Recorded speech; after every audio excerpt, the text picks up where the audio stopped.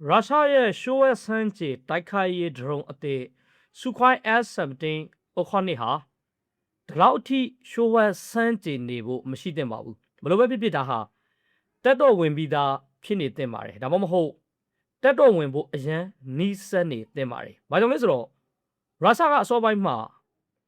prototype ကိုထုတ်ပြခဲ့ပါတယ် Su-57 တိုက်လေယာဉ်နဲ့အတူပြန်သက်နေတာကိုလည်းကြည်ကြည်ပြန့်ပြန့်ကြားတာခဲ့ပါတယ်ဒါတွေမကပဲလက်နက်စံတဲ့မှုတွေအများအပြားထုတ်လုပ်မဲ့အစီအစဉ်တွေတက်တော့ဝင်မဲ့အချိန်တွေအကြောင်းကိုလည်းအခြေတဝင့်ပြောခဲ့ပါတယ်ဒါပေမဲ့အခုဒီ2026ခုနှစ်ရောက်လာတဲ့အချိန်မှာတော့ S-17 ကိုဘယ်နေရာမှာမှမတွေ့ရတော့ပါဘူးအဲ့ဒီအစား S-17 ဟာထူးဆန်းတဲ့အခြေအနေတစ်ခုတည်းမှာရောက်နေပါတယ်ဝါဒဖြန့်ဖို့တက်လုပ်ထားတဲ့ catboat ပစ္စည်းမဟုတ်တာတော့သိကြပါတယ်အဲ့တကယ်အစစ်အမှန်ဒရုန်းတစ်စင်းဆိုတာကလည်းရှင်းပါတယ်ဒါပေမဲ့စီမံကိန်းတစ်လျှောက်လုံးမှာပြဿနာတစ်ခုပြီးတစ်ခုဇက်တိုက်ကြုံနေရပါတယ်အဲ့ဒီထဲမှာကိုဘက်ကပဲမှားယွင်းပြီးပြေးချလိုက်တဲ့ဖြစ်ရတောင်မှပါဝင်ခဲ့ပါတယ်ဒါဆိုဒရုန်းမှာတကယ်ပါတွေဖြစ်နေတာလေဘတော့မှအပြေးအဝလှုပ်ရှားနေတာကိုမြင်ရမှာလေစစ်မြေပြင်မှာတကယ်အသုံးဝင်တဲ့ဒရုန်းဖြစ်တာမလားဒါမှမဟုတ်ဒီရုရှားအင်ဂျင်နီယာတွေကနေပညာကောင်းတစ်ခုတီထွင်နိုင်ခဲ့ပေမဲ့ခရမလန်ကငွေကြေးနဲ့ထုတ်လုပ်နိုင်စုံမလုံလောက်လို့အကောင့်အထည်မဖော်နိုင်တဲ့နောက်ထပ်ကောက်ခွေရေးစီမံကိန်းတစ်ခုအဖြစ်ပဲအဆုံးသတ်တော့မလားအခုတော့ S-17 Okhotnik ဆိုတာဘာလဲဆိုတာကျွန်တော်တို့စကြည့်လိုက်ရအောင်ပါရုရှားဘာသာစကားမှာ Okhotnik ဆိုတာမုတ်ဆိုးလို့အဓိပ္ပာယ်ရပါတယ် Sukhoi S-17 Okhotnik ဟာအရွေကြီးပြီးတော့ကြီးကောင်းတဲ့ drone တက်မဟုတ်ပါဘူးဒါဟာ UCAV ပေါ့နော်ဒီလူမပါတဲ့တိုက်ခိုက်ရေးလေယာဉ်အမျိုးအစားဖြစ်ပါတယ်လေယာဉ်ကွင်းကနေပုံမှန်ဆင်းသက်ပြန်တက်နိုင်ပါတယ်ပြန်လေအသုံးပြုနိုင်ပါတယ်စောင့်ကြည့်ရေးအာရုံခံကရိယာတွေအများကြီးတက်ဆင်ထားပြီးတော့လက်နက်တွေလည်းတက်ထားပါတယ်ဒါပေမဲ့လက်နက်တက် drone တွေမှာတော့ S-17 ကတာမဲ့ drone တွေနဲ့မတူပါဘူးလက်နက်တက် drone လို့ကြားလိုက်တာနဲ့လူအများစုစဉ်းစားမိတာကဒီလိုပုံစံမျိုးဖြစ်ပါတယ်အမေရိကန်ကဒီဇိုင်းထုတ်ပြီးတော့ General Atomic Company ကထုတ်လုပ်ခဲ့တဲ့ MQ-9 Reaper drone ပါအပတ်နည်းနည်းကြီးတဲ့သူတွေဆိုရင်တော့အရင်ထွက်ခဲ့တဲ့ MQ-1 Predator ကိုပိုသိကြပါလိမ့်မယ် MQ-9 Reaper အထူးသဖြင့်ဒီ A အမျိုးအစားကအလျား17မီတာရှိပါတယ်တောင်ပန်းအကျဉ်20.1မီတာရှိပြီးတော့လေယာဉ်ရဲ့ဒီဗလာအလေးချိန်က2223ကီလိုဂရမ်ရှိပါတယ် S-17 အတွက်တော့ရုရှားအစိုးရဘက်ကတရားဝင်အချက်လက်တွေကိုမထုတ်ပြန်ထားပါဘူးဒါကြောင့်တခြားသတင်းအရင်းမြစ်တွေကိုကိုးကားရပါတယ်အဲ့ဒီအချက်လက်တွေအရတော့ S-17 ဟာအလျား14မီတာရှိတယ်လို့သိရပါတယ်တောင်ပန်းအကျဉ်19မီတာရှိပြီးတော့လေယာဉ်ဗလာအလေးချိန်က14980ကီလိုဂရမ်ရှိတယ်လို့ဖော်ပြထားပါတယ်အသေးစိတ်ကိန်းဂဏန်းတွေမှာတော့ကော်စားတာတွေရှိနိုင်ပါတယ်ဒါပေမဲ့တခြားလေယာဉ်တွေနဲ့ရှင်းထားတဲ့ပုံတွေကိုကြည့်ရင်တော့ဒီအရွေအစားကဖြစ်နိုင်ခြေရှိပါတယ်ဒါကြောင့်အခုကျွန်တော်ပြောချင်တာကိုမိတ်ဆွေသဘောပေါက်ပြီးထင်ပါတယ် S-17 ဟာတာမယ်လက်နက်တက် drone တစ်စင်းမဟုတ်ပါဘူးနောက်တစ်ထူးခြားတာကသူ့ရဲ့ဒီ flying wing ပေါ့နော်ဒီပြန်တန်းတောင်ပန်ဒီဇိုင်းပါဒီဒီဇိုင်းမှာလေယာဉ်ကိုထေနဲ့အမီးကိုတီးတန်းခွေးထားတာမဟုတ်ပါဘူးတောင်ပန်နဲ့ကိုထေကိုတခုတည်းလို့ပေါင်းဆက်ထားတဲ့ပုံစံဖြစ်ပါတယ်ဒီလိုဒီဇိုင်းကိုသုံးရတဲ့အကြောင်းအရင်းတွေအများကြီးရှိပါတယ်ပထမတစ်ချက်ကတော့လေဒူးခုခံအားရွာနေတော့ပါတယ်လေနဲ့ထိတွေ့တဲ့မျက်နှာပြင်နေတော့တဲ့အတွက်ပြန်တန်းနိုင်ဆုံးပိုကောင်းလာပါတယ်လောင်စာဆီသုံးစွဲမှုလည်းလျော့နေလာပါတယ်ဒါပေမဲ့ရုရှားအတွက်အရေးကြီးဆုံးအချက်ကတော့ဒါမဟုတ်ပါဘူးသူတို့အထူးလိုချင်တာက S-17 ကိုပြောက်ဒရုန်းဖြစ်လာစေဖို့ပါလေယာဉ်တစ်စင်းမှာကိုပြောက်ဆိုတာမျက်စိနဲ့မမြင်ရအောင်လုပ်တာကိုဆိုလိုတာမဟုတ်ပါဘူးအဓိကရည်ရွယ်တာကရေဒါမှာမမြင်ရအောင်လုပ်တာပါမမြင်ရအောင်မလုပ်နိုင်ရင်တော့မှရေဒါကဖမ်းမိဖို့အရန်ခက်အောင်ဒီဇိုင်းထုတ်ထားတာဖြစ်ပါတယ်ဘာကြောင့်လဲဆိုတော့ရေဒါဆိုတာကမိုးကောင်းငင်တွေကိုရေဒီယိုလိုင်းတွေပြစ်လွှတ်ပြီးတော့အရာဝတ္ထုတစ်ခုကိုတော်တိုက်ခိုက်စေပါတယ်အဲ့ဒီလိုင်းတွေပြန်လာတဲ့အခါမှာရေဒါကပြန်ဖမ်းယူပါတယ်ရေဒီယိုလိုင်းရဲ့အမြင်နှုန်းကိုသိထားပြီးသားဖြစ်တဲ့အတွက်လှိုင်းပြန်ရောက်လာဖို့အချိန်ဘယ်လောက်ကြာတယ်လဲဆိုတာကိုတွက်ပြီးတော့အဲ့ဒီအရာဝတ္ထုဘယ်လောက်ဝေးဝေးမှရှိနေတယ်လဲဆိုတာကိုသိနိုင်ပါတယ်။တာမင်တိုင်းလျက်တစ်စင်းမှာတော့အမီလက်နက်ရှစ်ဆက်တဲ့နေရာတွေအပြင်ကိုထွက်နေတဲ့အစိမ်ပိုင်းတွေအများကြီးရှိပါတယ်။ဒါကြောင့်ရေဒီယိုလိုင်းတွေဝင်တိုက်ပြီးတော့မ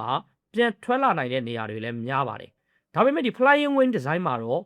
့အပြင်ကိုထွက်နေတဲ့အစိမ်ပိုင်းတွေကိုအတက်နိုင်ဆုံးသူတို့ဖေထားပါတယ်။အဲ့ဒါကြောင့်ရေဒီယိုလိုင်းတွေတော့တိုင်းမိနိုင်တဲ့မျက်နှာပြင်နေတော့ပြီးတော့ရေဒါမှာဖမ်းမိနိုင်ခြေကိုလည်းရှော့ချပေးပါတယ်ဒီထက်တော့မှရေဒါမမိအောင်လုပ်နိုင်တဲ့နည်းလမ်းတွေရှိပါသေးတယ်ဒါပေမဲ့အဲ့ဒီဘိုင်းကိုတော့နောက်မှကျွန်တော်ဆက်ပြောပါမယ်အခုပိုင်းမှာတော့ S-17 Okhotnik ရဲ့ဒီဇိုင်းအခြေခံကိုပဲအဓိကပြောတော့မှာပါအခုတော့အဲ့ဒီဘိုင်းပြီးတော့ပြီဖြစ်လို့ကျွန်တော်တို့ဆက်ကြည့်လိုက်ရအောင်ပါတကယ်တခါရေး drone ကောက်တစ်စင်းဖြစ်လာဖို့ရုရှားဖြတ်တန်းခဲ့ရတဲ့လမ်းကြောင်းကလည်းအတော်ရှိပါတယ်အဲ့ဒီသမိုင်းကိုကျွန်တော်တို့နည်းနည်းလောက်ပြန်ကြည့်လိုက်ရအောင်ပါလူအများစုထင်ထားတာထက်ရုရှားမှာ drone နည်းပညာရဲ့သမိုင်းကပိုပြီးရှည်ပါတယ် ဒီနေရာမှာပြောနေတာကယူကရိန်းစစ်ပွဲမှာမြင်နေရတဲ့စီးပွားဖြစ် drone လေးတွေပေါ့နော်ဒီ FPV drone တွေကိုကျွန်တော်မဆိုလိုပါဘူးကြီးပါပြီးတော့ဈေးကြီးရဲ့ဈေးရအတွက်တည်တံ့ထုတ်လုပ်ထားတဲ့ drone တွေကိုပြောနေတာပါတကယ်တော့ဒီသမိုင်းအများစုဟာရုရှားထက်ဆိုဗီယက်ယူနီယံနဲ့ပိုပြီးသက်ဆိုင်ပါတယ်1980ပြည့်လွန်နှစ်တွေမှာဆိုဗီယက်ယူနီယံက Tupolev Tu-141 Strays နဲ့ဒီ Tupolev Tu-143 ဒီ Race ကိုအသုံးပြုခဲ့ပါတယ်ဒီ drone နှစ်စင်းစလုံးကိုမြေပြင်ရင်ကနေလွှတ်တင်ရပါတယ်တာဝန်ပြီးတော့တဲ့အခါမှာတော့လေဒီနဲ့မြေပြင်ကိုပြန်ဆင်းသက်ပါတယ်ဒါတွေဟာ Jet Engine သုံးမြဲနှုံမြင့်ထောင်လှမ်းရေး UAV တွေဖြစ်ပါတယ်အဲ့ဒီခေတ်အတွက်တော့ဒီနည်းပညာတွေကအတော်လေးအထင်ကြီးစရာကောင်းပါတယ် Tu-143 ကို1986ခုနှစ်မှာမိတ်ဆက်ခဲ့ပြီးတော့ Tu-141 ကိုတော့1989ခုနှစ်မှာမိတ်ဆက်ခဲ့ပါတယ်ဒါပေမဲ့ဒီ drone တွေမှာကန့်သတ်ချက်တွေရှိပါတယ်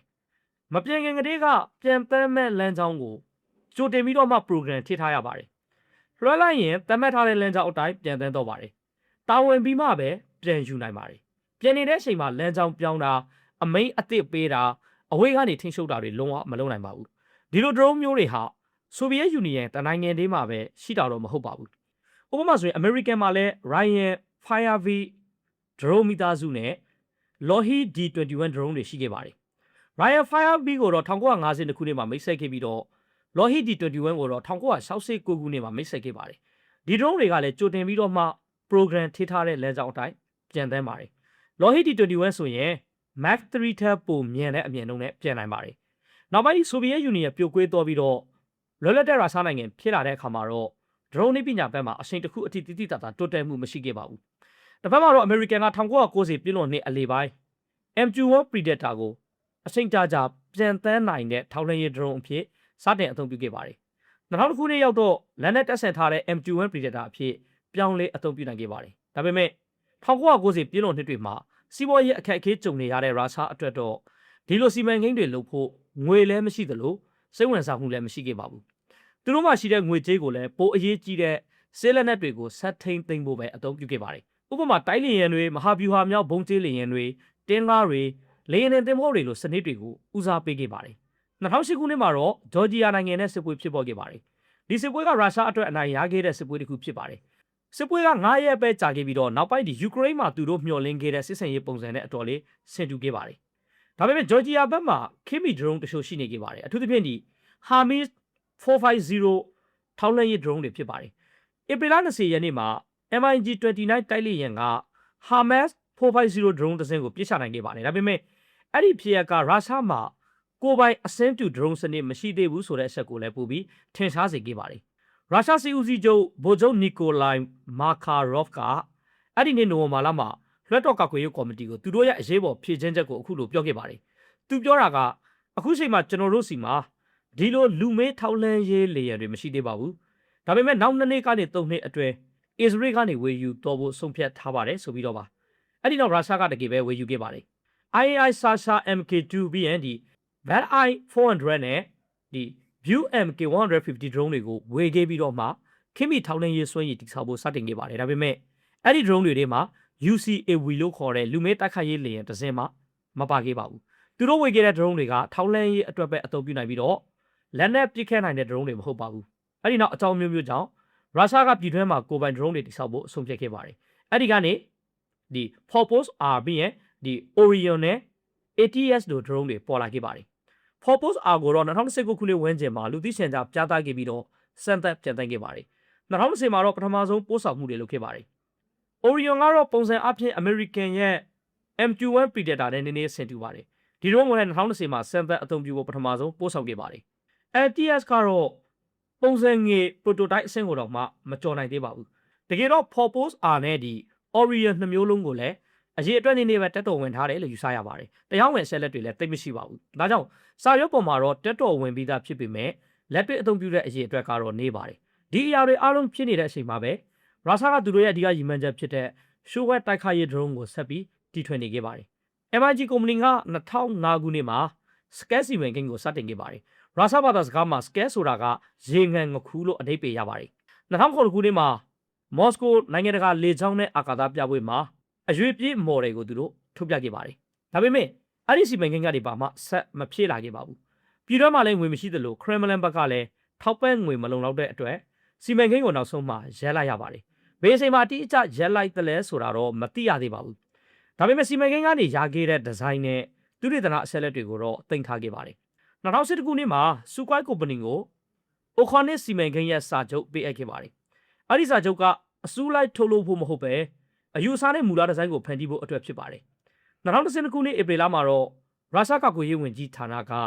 စီမံကိန်းရဲ့နည်းပညာလိုအပ်ချက်တွေကိုတရားဝင်သတ်မှတ်ပေးခဲ့ပါတယ်။အဲ့ဒီနေ့မှာပဲ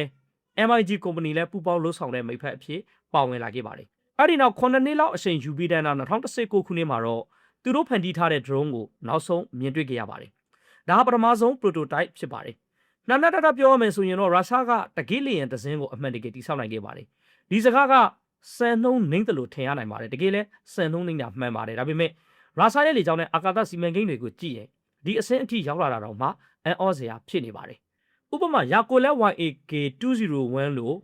ဒီ vertical take off and landing ပေါ့နော်ဒီ downlight ပြန်တက်ဆန်းတန်းနိုင်တဲ့ရှိုးဝဲတိုက်လေယာဉ်စီမံကိန်းကဘေးရောက်တော့လဲ။အဖြစ်ကတော့ဘေးမှမရောက်ခဲ့ပါဘူး။နောက်ပြီးတော့ Sukhoi KR 860ဆိုတဲ့ Airbus A380 အရွေအစားရှိတဲ့ခရီးတစ်တဲ့လေယာဉ်စီမံကိန်းကရောဘေးရောက်တော့လဲ။အဲ့ဒီစီမံကိန်းလည်းပျောက်တော့ပါတယ်။တစ်ချိန်ကအများကြီးကြော်ညာခဲ့တဲ့အသံထက်မြန်တဲ့ဒီစီးပွားရေးသုံးဂျက်လေယာဉ် Sukhoi S21 ကရောဘေးမှာလဲ။အဖြစ်ကတော့အတူတူပါပဲ။ဘေးနေရာမှာမှမရှိပါဘူး။ဒါကြောင့်ရုရှားလေကြောင်းလုပ်ငန်းမှာစီမံကိန်းအကြီးကြီးတွေအများကြီးကြေညာပေမဲ့တကယ်အကောင့်တွေဖော်နိုင်တဲ့စီမံကိန်းကတော့နေပါတယ်။ဒါပေမဲ့ SMT Oconic ကတော့အဲ့ဒီစီမံကိန်းတွေလို့မဖြစ်ခဲ့ပါဘူး။အနည်းဆုံးတော့တကယ်ပြန်တန်းနိုင်တဲ့ drone တစ်စင်းကိုတိဆောက်ပြနိုင်ခဲ့ပါတယ်။2019ခုနှစ် Mac လေကြောင်းနဲ့အာကာသပြပွဲမှာသူတို့ရဲ့ဒီဇိုင်းကိုအများပြည်သူကိုထုတ်ဖော်ပြသခဲ့ပါတယ်။အဲ့ဒီနဲ့ဩဂုတ်လ3ရက်နေ့မှာတော့ဒီ drone ဟာမြေပြင်ကထိန်းချုပ်သူရဲ့ညွှန်ကြားချက်နဲ့မိနစ်20ကျော်ပြန်တန်းနိုင်ခဲ့ပါတယ်။ပေ600လောက်အမြင့်မှာလေယာဉ်ကွင်းကိုပဲပြန်ခဲ့ပြီးတော့အောင်မြင်စွာပဲပြန်ဆန်းသက်နိုင်ခဲ့ပါတယ်။အပြင်မဲ့ကြည့်ရတာတော့အားလုံးအဆင်ပြေနေတယ်လို့ထင်ရပါတယ်။မြင်ရတဲ့အတိုင်းဆိုရင်ဒါဟာတကယ်ပြန်တန်းနိုင်တဲ့ prototype ဖြစ်ပါတယ်။ဒါပေမဲ့အားလုံးကပြီးပြည့်စုံနေပြီလို့တော့မဆိုနိုင်သေးပါဘူး။မူလဒီဇိုင်းကိုအနီးကဲကြည့်လိုက်ရင်တတိထားမိနိုင်တဲ့အသေးစိတ်အဆက်တချို့ရှိနေပါတယ်။အရင်ဆုံးကျွန်တော်တို့နောက်ဖက်အပိုင်းကိုကြည့်လိုက်ရအောင်ပါ။ရှိုးဝဲလေယာဉ်တွေကိုဒီဇိုင်းဆွဲတဲ့အခါမှာပူတဲ့အစိပ်ပိုင်းတွေကိုအတန်းနိုင်ဆုံးဖုံးကွယ်ထားဖို့ကြိုးစားကြပါတယ်။ဒါမှရေဒါနဲ့ဒီတခြားအာရုံကစနစ်တွေမှာဖမ်းမိနိုင်ခြေကိုသူတို့ဆွဲချနိုင်မှာဖြစ်ပါတယ်။ဥပမာဆိုရင်ကျွန်တော်တို့ဒီ B2 spray ဘုံကျင်းလေယာဉ်ကိုကြည့်ရင် exhaust ထွက်ပေါက်တွေကိုလေယာဉ်ကိုယ်တွေမှာမြုပ်ထားပါတယ်။ F22 Raptor မှာတော့ထောက်မဲ့ပုံစံ nozzle တွေကိုအသုံးပြုထားပါတယ်။ဒါဆို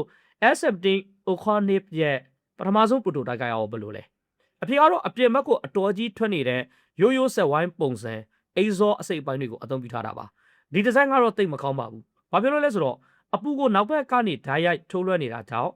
infrared စနစ်နဲ့ရှာဖွေတဲ့ဒုံးကျည်တွေအတွက်အလွယ်တကူပြစ်မှတ်ဖြစ်နိုင်ပါတယ်။ဒါနဲ့မကသေးပါဘူး။ Kremlin ထုတ်ပြန်ခဲ့တဲ့ဗီဒီယိုတွေမှာလည်းဆင်သက်တဲ့ဘီးတွေကိုအပြစ်အဝပြန်သိမ်းတာမတွေ့ရသေးပါဘူး။လေယာဉ်ကိုယ်တွေအပြင်ဘက်မှာလည်းအာယုံဝင်ကိရိယာတွေအများကြီးတက်ထားတဲ့အတွက်မျက်နှာပြင်ကမလျှောမွေ့ပဲကျန်းတဲ့နေတာကိုလည်းမြင်ရပါတယ်။ဒီအချိန်တွေကိုအဓိပ္ပာယ်ဖွင့်နိုင်တဲ့နည်းလည်း၃မျိုးရှိပါတယ်။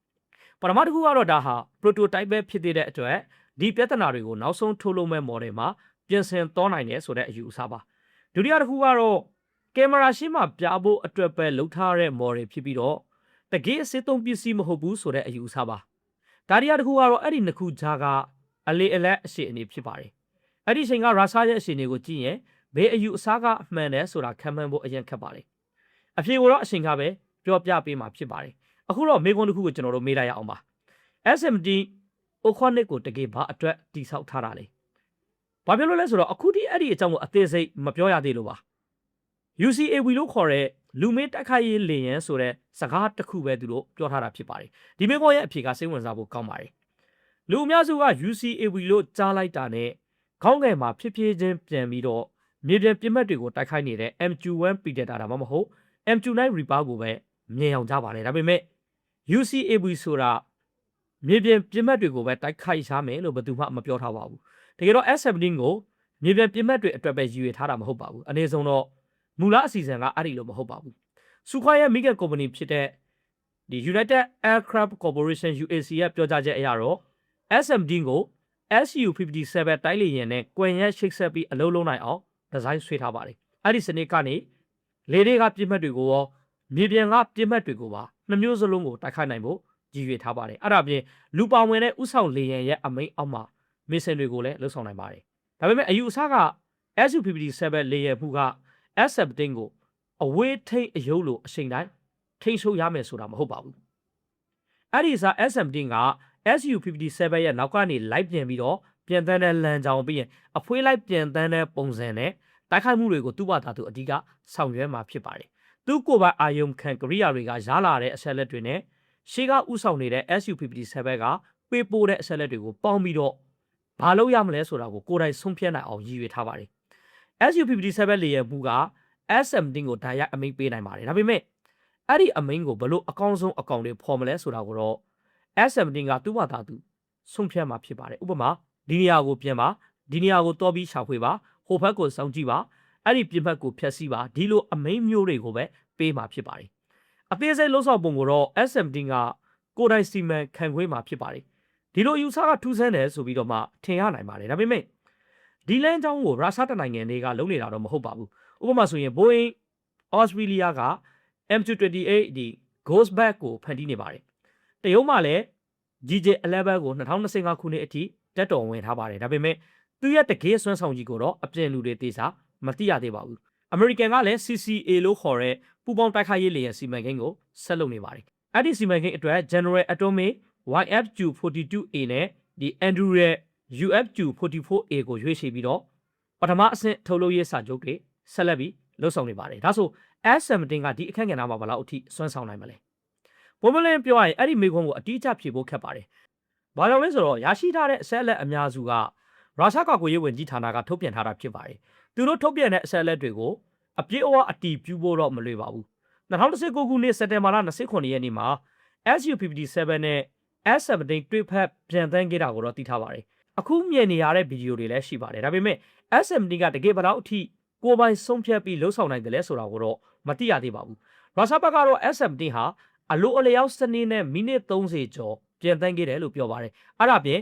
SU-57 ရဲ့ရေဒါစောင့်ကြည့်နိုင်တဲ့နေပေကိုပိုကျေလာအောင်ရှေ့ကိုဝေပြန်တန်းခဲ့တယ်လို့လည်းဆိုပါတယ်ဒါပေမဲ့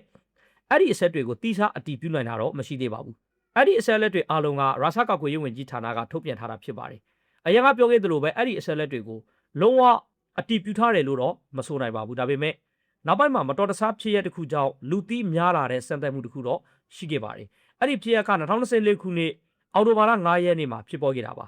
နေရာကတော့ရှေ့တန်းစီးမျက်နှာနဲ့15ကီလိုမီတာလောက်ပဲဝေးတဲ့ယူကရိန်းထိန်းချုပ်ထားတဲ့ကိုစတီယန်တီနစ်ကမြို့ဖြစ်ပါတယ်မြေပြင်ကနေရိုက်ကူးထားတဲ့ဗီဒီယိုတွေမှာ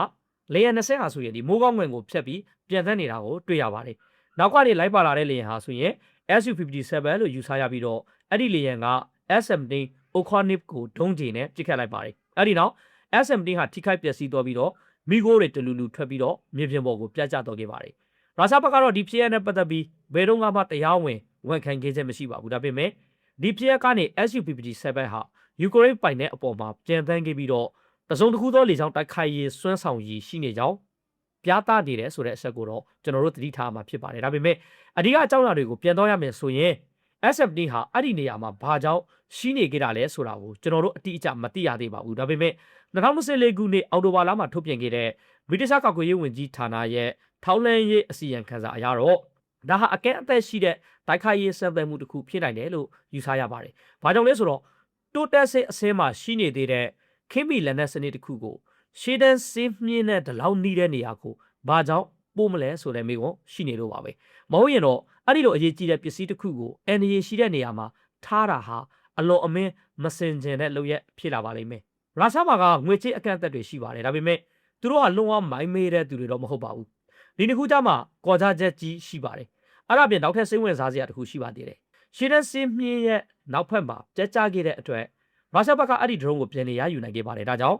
F-17 နဲ့ပတ်သက်ပြီးတကယ်ပါတွေဖြစ်နေတယ်လဲဆိုတာကိုသိနိုင်မဲ့အချက်အလက်တွေအများကြီးရရှိခဲ့ပါတယ်အခုကျွန်တော်တို့သိထားတဲ့အချက်တွေကိုကြည့်ရအောင်ပါပထမဆုံးသိရှိရတာကတော့ကြက်ကြခဲ့တဲ့ drone unit မှာလက်နက်တပ်ဆင်ထားခဲ့တာပါပြန်လည်ရရှိတဲ့အပျက်စီးတွေအရာဒီ unit ကို F-17 လို့သတ်မှတ်ထားပါတယ်ဒါကအကန့်အသတ်ရှိတဲ့တိုက်ခိုက်ရေးစံသတ်မှုဖြစ်နိုင်တယ်ဆိုတဲ့အယူအဆကိုပို့ပြီးခိုင်မာစေပါတယ်အဲ့ဒီမှာတွေ့ရှိခဲ့တဲ့လက်နက်ကတော့ UMPK 30SM ဖြစ်ပါတယ်ဒါဟာရုရှားရဲ့လက်ညွန်စနစ်ပါတဲ့တိကျတဲ့တိုက်ခိုက်ရေးလေယာဉ်ဘုံတစ်မျိုးဖြစ်ပါတယ် ဒီဘုံမှာပြင်းဖက်စီကိုရောက်အောင်တောနိုင်ရုံသာမကပဲပြန်တဲ့နေစဉ်အတွင်းမှာလမ်းကြောင်းကိုကိုယ်တိုင်ပြင်ဆင်နိုင်ပါတယ်အဲ့ဒီအတွက် international လမ်းညွှန်စနစ်ဂျိုဒူးလမ်းညွှန်စနစ်လေယာဉ်ပေါ်ပါအလိုအလျောက်ထိန်းချုပ်စနစ်နဲ့လေခွင်းအားထိန်းချုပ်မျက်နှာပြင်တွေကိုအသုံးပြုပါတယ်ဒုတိယချက်ကတော့ပိုပြီးရှုပ်ထွေးပါတယ်ဟောပါတယ် SF နေ့ဟာရှိုးဝဲပုံစံကိုပြောင်းဒီဇိုင်းရှိနိုင်ပါတယ်ဒါပေမဲ့ယူကရိန်းကနေပြန်ရရှိခဲ့တဲ့အပြက်အစီးတွေကိုကြည့်ရင်တော့ဒါကိုပြည့်စုံတဲ့ရှိုးဝဲလေယာဉ်တစ်စင်းလို့ပြောဖို့တော့ခက်ပါတယ်ဘာပြောလို့လဲဆိုတော့အပြက်အစီးတွေထဲမှာထင်ရှားတဲ့ဒီရှိတ်ဆက်နေရာတွေ join တွေပေါ့နော်ပြီးရင်အစ်စ်တွေပြီးရင်ဒီပြပြဆက်ဆက်ပုံစံပေါင်းစဲထားတဲ့အပိုင်းတွေကိုတွေ့ရပါတယ်တပ်တူးနဲ့ပေါင်းစဲပစ္စည်းတွေကိုအသုံးပြုထားပေမဲ့အပြည့်အဝရှိုးဝဲလေယာဉ်တစ်စင်းမှာမျောလင်းထားတဲ့အဆင့်အထိပြည့်စုံအောင်လုပ်ထားတာကိုမတွေ့ရပါဘူးအတင်းချုပ်ပြောရရင်ကိုပြောင်းဆိုတာရေဒါလိုင်းတွေပြန်မလာအောင်ရှော့ချတာဖြစ်ပါတယ်ဒါကြောင့်ကာဗွန်ဖိုင်ဘာလိုရေဒီယိုလိုင်းစိုးယူနိုင်တဲ့ပစ္စည်းတွေကိုအသုံးပြုပြီးတော့လေယာဉ်မျက်နှာပြင်ကိုဖန်တီးနိုင်ပါတယ်ဒီလိုလုပ်ခြင်းအပြင်ရေဒါမှာဖန်မိနိုင်ခြေကိုရှော့ချနိုင်ပါတယ်ဒါကြောင့်ကျွန်တော်တို့ရဲ့သုံးသက်ချက်ကတော့ဒီ S17 ဟာအပိသက်ထုတ်လုပ်မဲ့ model မဟုတ်ပဲစံသက်ဖို့တည်ဆောက်ထားတဲ့ prototype တစ်ခုဖြစ်နိုင်ပါတယ်ရည်ရွယ်ချက်ကတော့ပုံစံရဲ့လေခွန်အားပြီးအဓိကစနစ်တွေလက်နက်ပေါင်းစဲမှုတွေကိုစံသက်ဖို့ဖြစ်နိုင်ပါတယ်ဒါဟာအသေးစိတ်အဆက်အတိုင်းကိုပြည့်စုံအောင်ပြင်ဆင်ထားတဲ့လေယာဉ်မဟုတ်ပါဘူးဒါပေမဲ့ဘာမှမဟုတ်တဲ့ပစ္စည်းတစ်ခုလည်းမဟုတ်ပါဘူး Flying Wing design တစ်ခုတွေကပဲရေဒါမှာထင်ရှားစေတဲ့အစွန်းတွေကိုရှော့ချပေးပါတယ် engine on ဒီ compressor မျက်နှာပြင်ကိုဖုံးကွယ်ထားတဲ့ design ကလည်းရေဒါလိုက်ပြန်လှန်မှုကိုရှော့ချပေးနိုင်ပါတယ်ဒါကြောင့်အရွေအစားတူတာမန်လေယာဉ်တစ်စင်းနဲ့နှိုင်းယှဉ်ရင်ဥပမာဒီ SU-35 လို့လေယာဉ်မျိုးထက်စောက်ဖွေဖို့ပိုခက်နိုင်ပါတယ်အဓိကမိကွန်းကတော့ရုရှားကနောက်ထပ်ထုတ်လုပ်မဲ့ S17 တွေမှာရှိုးဝဲနိုင်စွန်းကိုပိုပြီးမြင့်တင်တော်မလားဆိုတာပါဒါမှမဟုတ်အခုမြင်နေရတဲ့အဆင့်ကပဲသူတို့လုံးလိုက်သမျှအားလုံးလားဆိုတာပါအဲ့ဒီအဖြေကိုတော့အခုချိန်ထိမသိရသေးပါဘူးအဲ့ဒါပြင်ကိုပြောင်းနဲ့ပတ်သက်ပြီးနားလေထားရမယ့်အချက်တစ်ခုရှိပါသေးတယ်အပြင်ကနေဒီတန်မိုးတွေများတာတစ်ခုလေးနဲ့ရှိုးဝဲနိုင်စွန်းမရှိဘူးလို့မဆိုနိုင်ပါဘူး F22 Raptor F35 Lightning II နဲ့ J20 တို့ကိုကြည့်ပါ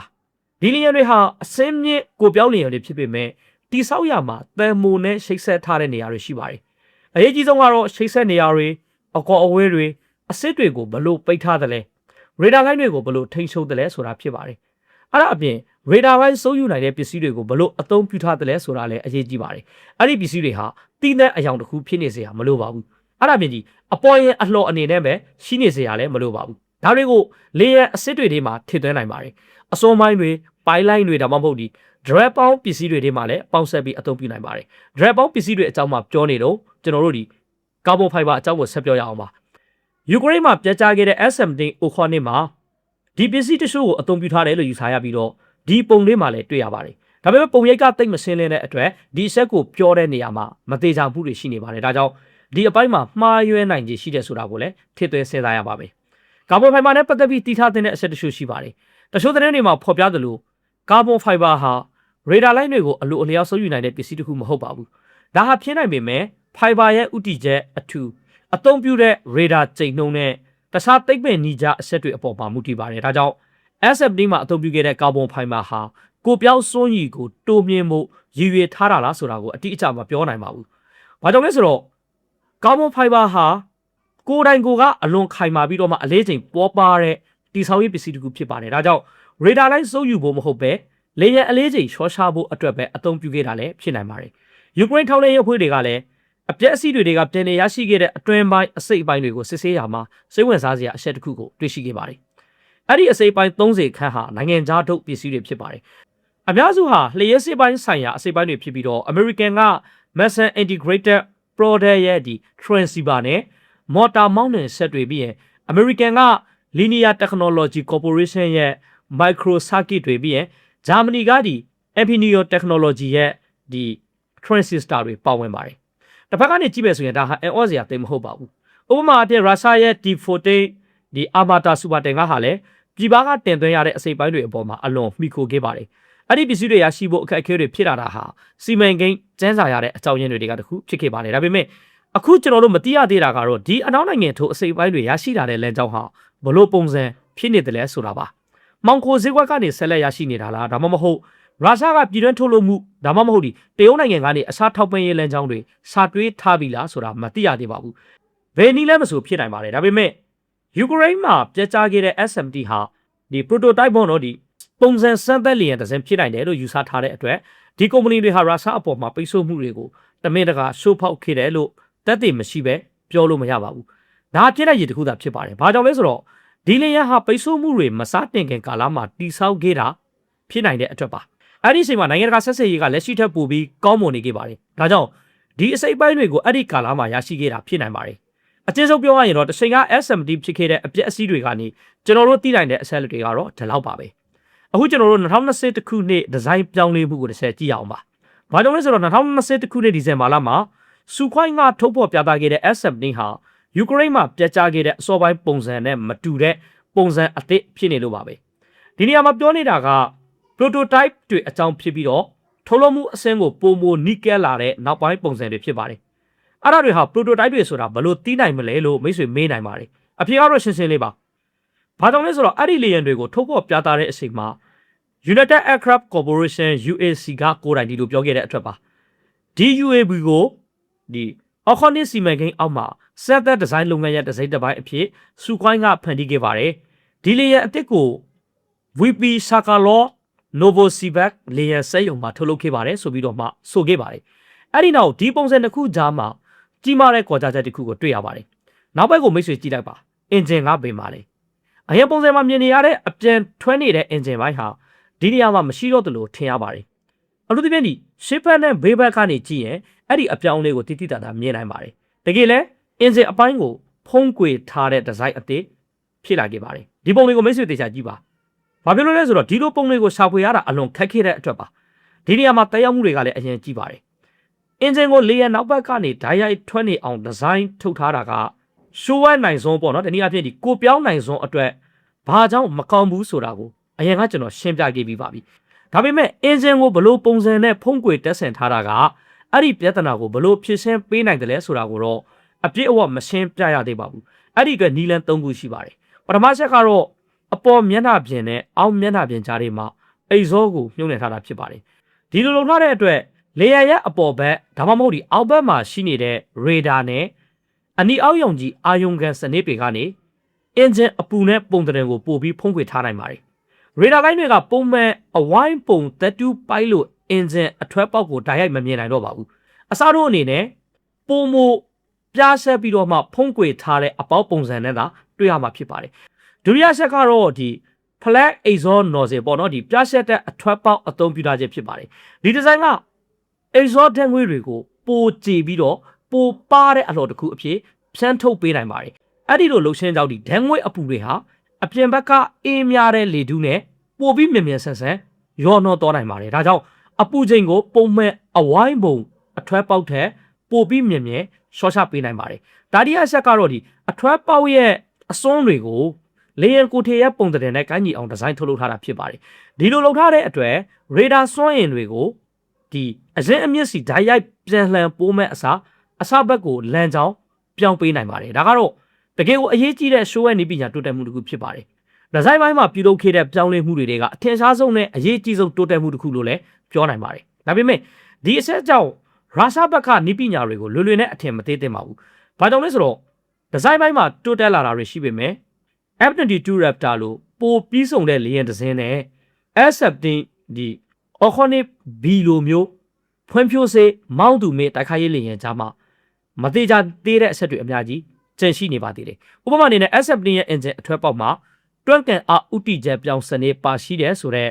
အတိပြုနိုင်တဲ့အထောက်အထားမတွေ့ရသေးပါဘူး။အဲ့ဒီတော့စနေပါနိုင်တယ်လို့ခံမှန်းရတဲ့အကြောင်းရင်းကတော့ဓာတ်ပုံတွေထဲမှာမြင်ရတဲ့ engine အထွတ်ပေါက်နဲ့ကိုထေကြားကမြင်ကြောင်းအစမ်းနေရတာမှမဟုတ်အယောင်ကွာခြားမှုတစ်ခုကြောင့်ပဲဖြစ်ပါတယ်။ဒါဟာတကယ်ပဲ engine အထွတ်ပေါက်မှာတွန်းကန်အားဥတီချက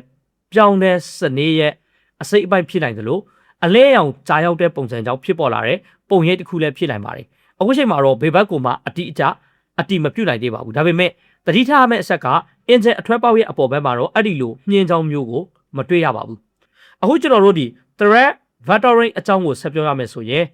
အဲ့ဒီစနစ်ကိုထွေသွဲနိုင်ဖို့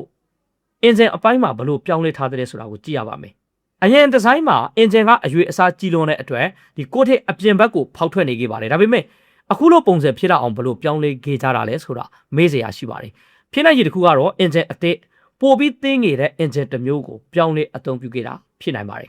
။ဖြစ်နိုင်တဲ့ engine တွေမှာ Kalimor RD 5000B ပြီးရင် AL 222-25 နဲ့ဒီ CM100 တို့ပါဝင်နိုင်ပါတယ်ဒါပေမဲ့လက်ရှိတွေ့ရတဲ့အဆက်လက်တွေအရတော့ engine အသစ်တစ်ခုလုံးပြောင်းလိုက်တာထက်မူလအသုံးပြုနေတဲ့ engine ကိုအခြေခံပြီးတော့အပြင်ဘက်မှာပိုထွန်းနေတဲ့အစိတ်ပိုင်းတွေကိုဖေရှားပြီးပြန်လေပြင်ဆင်ထားတာဖြစ်နိုင်ခြေပိုများပါတယ်။ဘာကြောင့်လဲဆိုတော့ရုရှားအစိုးရတာမှမဟုတ်လေကြောင်းနဲ့အာကာသဆိုင်ရာတာဝန်ရှိသူတွေကဒီ engine အတွင်းပိုင်းဖွင့်စည်းပုံနဲ့ပတ်သက်ပြီးအသေးစိတ်အတည်ပြုပြောဆိုထားတာမရှိသေးပါဘူး။ဒါပေမဲ့ရုရှားတဲ့အရေးမြစ်တွေရဲ့ဖော်ပြချက်အရတော့ SMT မှာ SU-57 နဲ့ SU-35S တို့မှာအသုံးပြုထားတဲ့ AL-41 F1 အမျိုးအစား Azure Flow Turbofan engine ကိုအသုံးပြုထားတယ်လို့ဖော်ပြထားပါတယ်။ဒီ engine ကိုအသုံးပြုထားတယ်ဆိုတဲ့ရှင်းပြချက်ကတော့အနည်းဆုံးလက်ခံနိုင်လောက်တဲ့အခြေအနေမှာရှိပါတယ်။ဥပမာ afterburner ကိုဖြိုးလိုက်မယ်။အရှိခံ engine ရဲ့တွန်းအားကိုလှေးပြောင်းပေးတဲ့ဒီ engine အထွက်ပေါက်ကိုပြောင်းနေမယ်။ပြီးရဖိသိပ်တဲ့အပိုင်းနဲ့လောင်ကျွန်းတဲ့အပိုင်းတွေကိုပို့တိုးပြီးတော့ပိုထီရောက်အောင်ပြုပြင်လိုက်မယ်ဆိုရင်အကြံဖြန်တွဲကြည့်တဲ့အခါမှာဒီ engine ကိုအသုံးပြုနိုင်စရာအကြောင်းတော့မတွေ့ရပါဘူး။ engine အထွက်ပေါက်အကြောင်းကိုကျွန်တော်တို့ပြန်ပြောရမယ်ဆိုရင်တွန်းအားလှေးပြောင်းစနစ်ပါတီဖြစ်စေမပါတီဖြစ်စေဒီဒီဇိုင်းအသစ်ကထုတ်လုပ်စရိတ်ကိုပိုမြင့်စေမှာသိကြပါတယ်။ jet engine တွေကသဘာဝအတိုင်းအဝိုင်းပုံစံလေစီးကြောင်းကိုထုတ်ပေးပါတယ်။အဲ့ဒီလေစီးကြောင်းကဆလင်ဒါပုံစံပိုက်ပြုံတွေကနေထွက်လာတဲ့အလွန်တရာမှပူတဲ့ဓာတ်ငွေ့တွေဖြစ်ပါတယ်။အဲ့ဒီအဝိုင်းပုံစံလေစီးကြောင်းကိုဒီပြားဆက်တဲ့အထွက်ပေါက်သေးဝင်အောင်ပြောင်းပေးဖို့ဆိုရင် transition depth လို့ခေါ်တဲ့ကူးပြောင်းပေးတဲ့ပိုက်ပြုံတစ်ခုမဖြစ်မနေလိုအပ်ပါတယ်။ဒါပေမဲ့ဒီနီးလန်းကအကောင်းဆုံးဒီဇိုင်းတော့မဟုတ်ပါဘူး။ပုံမှန်ဂျဲလီယန်တွေလိုပူတဲ့ဓာတ်ငွေ့ကိုလေယန်နောက်ဘက်ကိုဓာတ်ရိုက်ထုတ်ပစ်တာမဟုတ်တော့ပဲအခုဒီဒီဇိုင်းမှာတော့အဲ့ဒီပူတဲ့ဓာတ်ငွေ့ကအင်ဂျင်အထွက်ပေါက်ကိုမရောက်ခင်လေယန်ကိုထေအတွင်းမှာပဲဆက်သွားနေပါတယ်။ဒါကြောင့် transition depth နဲ့အနီးအနားကအစိပ်ပိုင်းတွေဟာအလွန်မြင့်တဲ့အပူချိန်ကိုဓာတ်ရိုက်ခံရပါတယ်။ဒီနေရာမှာပဲ 3D printing နည်းပညာကအရေးပါလာပါတယ်။ test တဲ့ဌာနကိုပြောခဲ့တဲ့ရုရှား engineer တွေရဲ့အဆိုအရ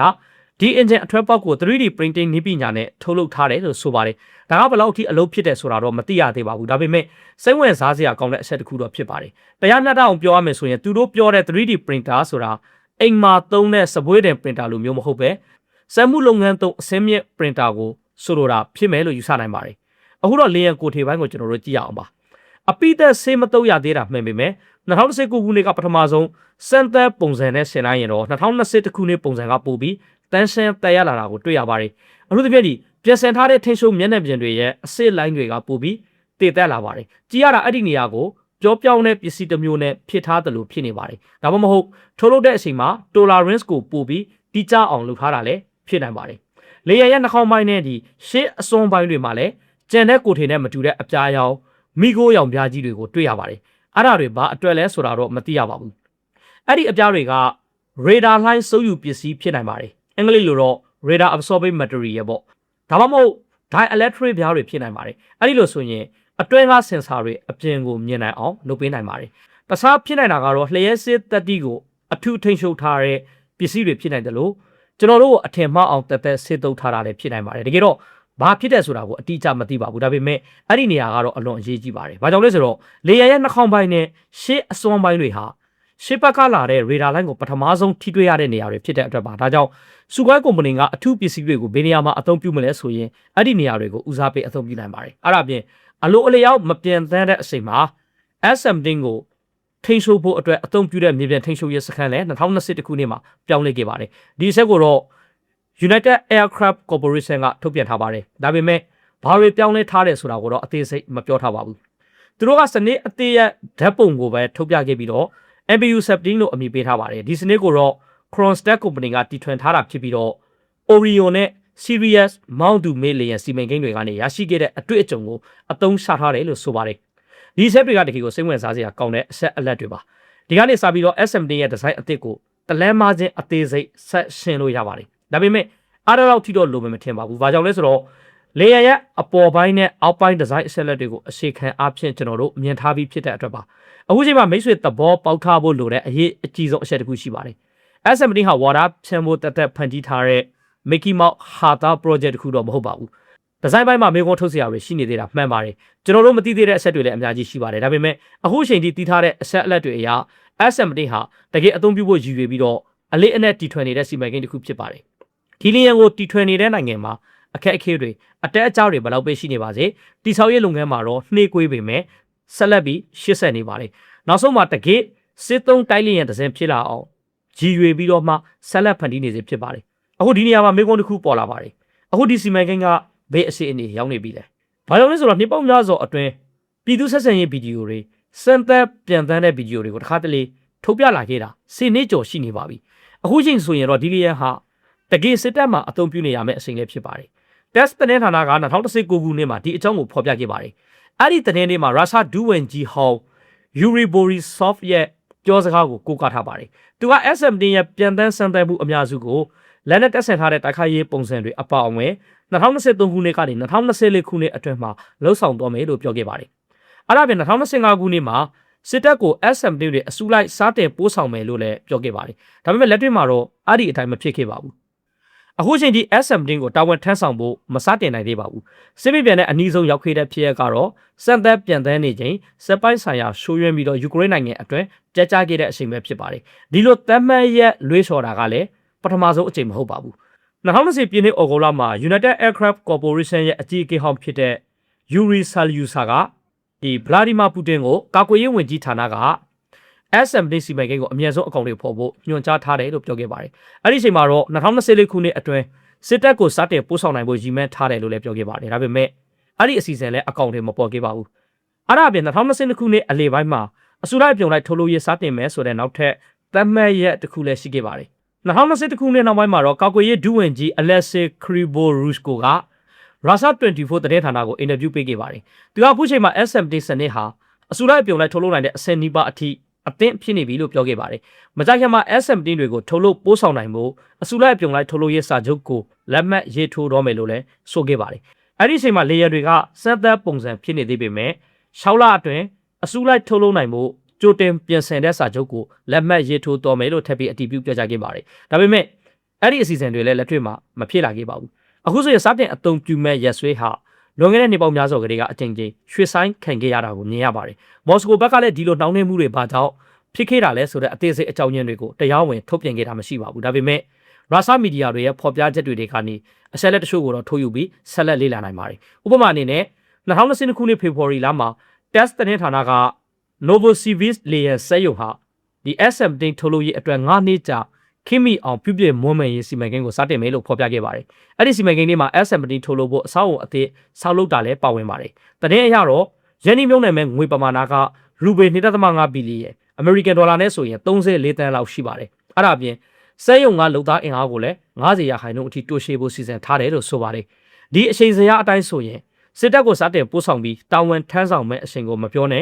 အစုလိုက်အပြုံလိုက်ထုတ်လို့ရစတင်နိုင်မှုတော့2029ခုနှစ်ဝန်းကျင်အထိစောင်းရမယ့်သဘောရှိပါတယ်။ဒါတော့လန်ခုလမ်းမှာဖြည့်လာနိုင်တဲ့နေပညာပိုင်းပြဿနာတွေစံတမ်းမှုအမှားတွေကိုထင်မတွက်ရသေးပါဘူး။အဲ့ဒီလိုအခက်အခဲတွေရှိလာရင်အချိန်ကပိုပြီးကြမ်းကြာသွားနိုင်ပါတယ်။အခုချိန်မှာစံသက်ပုံစံဘယ်နှစင်းရှိနေပြီလဲဆိုတဲ့မိကွန်းအတွက်တော့ကျွန်တော်တို့ယူဆထားတာက3စင်းပဲရှိတယ်ဆိုတာဖြစ်ပါတယ်။ဒီလိုယူဆရတဲ့အကြောင်းရင်းကတော့2019ခုနှစ်ဒီဇင်ဘာလမှာရှုပ်ဆိုခဲ့တဲ့ထုတ်လုပ်ရေးစာချုပ်ကြောင့်ပါ။အဲ့ဒီစာချုပ်တွေမှာ SM72 S73 နဲ့ S74 ဆိုတဲ့ပြန်တန်းနိုင်တဲ့စံသက်ပုံစံ3စင်းကိုတိဆောက်ဖို့အတိအကျဖော်ပြထားပါတယ်။ဒါကြောင့် S71 ကတော့2019ခုနှစ်မှာလူအများရှိပထမဆုံးပြန်တန်းပြခဲ့တဲ့လေယာဉ်ဖြစ်ပါတယ်။ S74 ရဲ့အခြေအနေကိုလည်းကျွန်တော်တို့သိထားပြီးသားဖြစ်ပါတယ်။အဲ့ဒါပြင်နောက်ထပ်စံသက်ပုံစံတွေထုတ်လုပ်ဖို့စာချုပ်ရှုပ်ထားရဲဆိုတဲ့အထောက်အထားလည်းမတွေ့ရသေးပါဘူး။ဒါကြောင့်အခုချိန်မှာစံသက်ပုံစံ3စင်းပဲရှိနေတယ်ဆိုတာကယုံကြည်ကြပါတယ်။အဲ့ဒီစာချုပ်တွေမှာပဲနိုင်ငံတော်ပူးတွဲစံသက်မှုတွေကို2023ခုနှစ်ဇန်နဝါရီလ1ရက်နေ့ကနေစတင်ပြီးတော့2025ခုနှစ်စက်တင်ဘာလ30ရက်နေ့အထိလှုပ်ဆောင်မယ်လို့ဖော်ပြထားပါတယ်။ထုတ်လုပ်ရေးအတွက်အသင်းဖြစ်တဲ့နောက်ဆုံးဒီဇိုင်းကိုတော့2025ခုနှစ်အောက်တိုဘာလ30ရက်နေ့မှာအတည်ပြုမယ်လို့သတ်မှတ်ထားပါတယ်။ဝင်မလေးလေးပြောရရင်တော့ SM74 ပြတ်ကျခဲ့တာကလည်း2024ခုနှစ်အောက်တိုဘာလမှာဖြစ်ခဲ့ပါတယ်။အဲ့ဒီအချိန်ကာလကဒီစာချုပ်တွေကအချိန်စရာနဲ့လည်းတော်တော်ကိုကိုက်ညီနေတာတွေ့ရပါတယ်။ဒါကြောင့်ဒီစာချုပ်တွေကအချက်လက်တွေကိုယုံကြည်လက်ခံနိုင်တဲ့အကြောင်းအရင်းရှိတယ်လို့ပြောနိုင်ပါတယ်။အခုချိန်ကြီးအစုလိုက်အပြုံလိုက်ထုတ်လုပ်ထားတဲ့ S70 တစ်စင်းမှမရှိသေးပေမဲ့နောက်ဆုံးဒီဇိုင်းကိုတော့အနည်းဆုံးအပီးသက်ထားနိုင်ပြီလို့ယူဆနိုင်ပါတယ်။ဒါကိုအားလုံးပေါင်းပြီးကြည့်မယ်ဆိုရင်သူတို့မှအသုံးပြုမဲ့ဒီဇိုင်းရှိနေတယ်။ထုတ်လုပ်မဲ့စက်ရုံလည်းရှိနေတယ်။ဘယ်အချိန်မှပြီးမလဲဆိုတာမသိကြသေးပေမဲ့ထုတ်လုပ်ရေးအတွက်တော့ပြင်ဆင်နေပြီဖြစ်ပါတယ်။ဒီ user ချက်ကိုအခြေခံပြီးကြည့်မယ်ဆိုရင်ဒုတိယပိုင်းမှာမြင်ခဲ့ပြီးသားအချက်တွေအပြင် ဒီစီမံကိန်းတကယ်တိုးတက်နေတယ်ဆိုတော့ရုပ်ပိုင်းဆိုင်ရာအထောက်အထားတွေရှိသေးသလားဆိုတာကိုကျွန်တော်တို့ဆက်ကြည့်ရမှာဖြစ်ပါတယ်ဒီနေရာမှာတော့ထောင်းလန်းရေးဂျိုဒူးပုံတွေရဲ့အကူအညီကိုကျွန်တော်တို့အသုံးပြုရပါတယ်ဒါပေမဲ့အဲ့ဒီပုံတွေကတစ်ဖက်မှာစိတ်ဝင်စားစရာကောင်းသလိုတစ်ဖက်မှာလည်းတိတိကျကျအဖြေမပေးနိုင်တာမျိုးဖြစ်နေပါတယ်ဥပမာ2021ခုနှစ်စက်တင်ဘာလမှာ Advance နေတဲ့စခန်းမှာ SMT 20ရှိနေတဲ့ဂျိုဒူးပုံကိုတွေ့ခဲ့ရပါတယ်ဒါပေမဲ့အဲ့ဒီပုံကတကယ်ပါကိုတက်တည်ပြားနေတာလဲဆိုတာတော့မသိကြပါဘူးဒီ2021ခုနှစ်ဒီဇင်ဘာလမှာအများရှိကိုပြန်လည်ပြသခဲ့တဲ့ SMT ကတေချာဆေးတုပ်ပြီးသားလေယာဉ်လားဆိုတာတော့အတိမပြုတ်နိုင်သေးပါဘူးပုံလေးမှာမြင်နေရတဲ့နောက်တစ်စင်းကလည်းအဲ့ဒီလေယာဉ်နဲ့တူညီတဲ့ပုံစံပဲဖြစ်နိုင်ပါတယ်တကယ်တော့ဂျိုဒူးပုံတွေမှာဒီလိုပြဿနာတစ်ခုအမြဲရှိပါတယ်ကြည်ရတာတော့စိတ်ဝင်စားစရာကောင်းပါတယ်ဒါပေမဲ့အဲ့ဒီပုံတပုံလေးနဲ့ဘာကိုမှအတိအကျအတိမပြုတ်နိုင်ပါဘူးဒီအချက်ကိုပိုပြီးရှင်းတော့အောင်နောက်ထပ်ဥပမာတစ်ခုကိုကြည့်ရအောင်ပါ2025ခုနှစ်ဧပြီလမှာ Advance latest ခန်းမှာ SU-57 6ဆင်းနဲ့ MiG-29 အမျိုးအစားနဲ့ဆင်တူတဲ့လေယာဉ်9ဆင်းကြားထဲမှာ SMD တစ်စင်းကိုထပ်ပြီးတွေ့ရပါတယ်ဒါပေမဲ့အဲ့ဒီပုံကလည်းအရေးကြီးတဲ့အဆက်လက်အသစ်ပါမှမပြနိုင်ပါဘူးဒါပေမဲ့ SMD ကိုအဲ့ဒီ latest ခန်းမှာအချိန်ကြီးတွေ့နေရတဲ့အတွက် Advance latest ခန်းဟာ SMD စီမံကိန်းရဲ့အဓိကအရှိဆိုင်စခန်းဖြစ်နိုင်တယ်လို့အနေဆုံးတော့ကျွန်တော်တို့ယူဆနိုင်ပါတယ်ဥပမာ2019ခုနှစ်မေလမှာတစ်စင်းတွေ့ရပါတယ်2022ခုနှစ်ဧပြီလမှာနောက်တစ်စင်းတွေ့ရပါတယ်2025ခုနှစ်ဧပြီလမှာလည်းထပ်တွေ့ရပါတယ်နောက်ဆုံး2026ခုနှစ်ဇွန်လ20ရက်နေ့မှာလည်း SMD တစ်စင်းကိုထပ်ပြီးတွေ့ရပါတယ်2023ခုနှစ်စက်တင်ဘာလမှာတော့နောက်ထပ်ပုံအသေးစာဖို့ရုပ်ပုံအချက်လက်တွေကိုပြန်ပြီးစစ်ကြည့်ခဲ့ပါတယ်ဒါပေမဲ့ဘာမှမတွေ့ရပါဘူး SU-57 တွေကိုမကြာခဏတွေ့ရလို့အများကဒီစိုးသွန်းတဲ့လေယာဉ်ရန်နာကွင်းလို့ခေါ်တဲ့နေရာမှာတော့မှ SMT ကိုမတွေ့ကြရပါဘူးဒါပေမဲ့ SMT တွေကတော့ဒီနေရာမှာပဲရှိနေမယ်လို့အများကယုံကြည်ထားကြပါတယ်။ဘာကြောင့်လဲဆိုတော့အကြောင်းတစ်ခုခုကြောင့်ဒီ latest တစ်ခုလုံးမှာ SMT ကိုထားနိုင်လောက်တဲ့အရွေးအစားရှိတဲ့လေယာဉ်ကိုတောင်ကတစ်ခုတည်းပဲရှိနေပုံရပါတယ်။အဲ့ဒါပြင်ခုနကမြင်ခဲ့ရတဲ့ဂျိုဒူးပုံတစ်ဝဲလောက်မှာလည်း SMT တွေကိုအဲ့ဒီကိုတောင်ရဲ့အပြင်ဘက်ကွဲပြင်မှာပဲရန်နာထားတာတွေ့ရပါတယ်။ဒါကြောင့်အခုချိန်မှာတော့ဒီလောက်အထိပဲကျွန်တော်တို့ပြောနိုင်ပါတယ်။တကယ်တော့ကျွန်တော်တို့လေးလာနေတာကစစ်ပွဲအတွင်းမှာရှိနေတဲ့နိုင်ငံတနိုင်ငံရဲ့စံသက်လေရဲ့စီမံကိန်းတစ်ခုဖြစ်ပါတယ်။မော်စကိုဘက်ကလည်းဒီ project ကိုတဲနဲ့သမျှဖုံးကွယ်ထားဖို့အကြောင်းပြချက်အပြည့်အစုံရှိနေပါတယ်။ဒါကြောင့်အသေးစိတ်နည်းပညာအဆက်အလက်တွေတိုင်းတာချက်တွေဝါယာစနစ်တွေလိုအဆက်အလက်အပြည့်အစုံကိုကျွန်တော်တို့ဘယ်တော့မှရနိုင်မှာမဟုတ်ပါဘူး။အခုအစီအစဉ်ကိုအဆုံးသတ်တဲ့အနေနဲ့အဲ့ဒီအဆက်ကိုပဲကျွန်တော်ပြောချင်ပါတယ်။ SMT နဲ့ပတ်သက်တဲ့အဆက်အလက်တွေဟာအခုအချိန်ထိအလွန်နည်းနေတယ်လို့မပြည့်စုံသေးပါဘူး။ဒီအချက်ကိုဆက်ဆက်လင်းလင်းပြောဖို့လည်းအရေးကြီးပါတယ်။ဘာကြောင့်လဲဆိုတော့အပြင်မှာလူတော်တော်များများက